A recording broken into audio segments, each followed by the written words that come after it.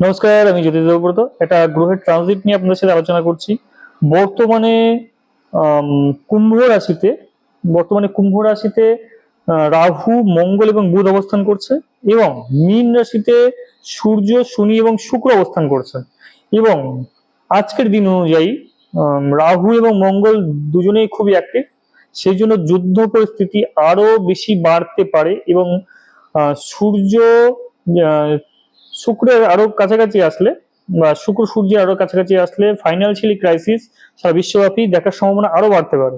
এবং বুধ যেহেতু মঙ্গল এবং রাহুর সাথে অবস্থান করছে, সেই ওয়াইজে আপনারা বিভিন্ন রকম প্রাকৃতিক দুর্যোগ সংক্রান্ত খবরও পেতে পারেন, এবং বিভিন্ন রকম ফাইন্যান্সিয়াল ক্রাইসিস সংক্রান্ত খবরও পেতে পারেন এই মুহূর্তে।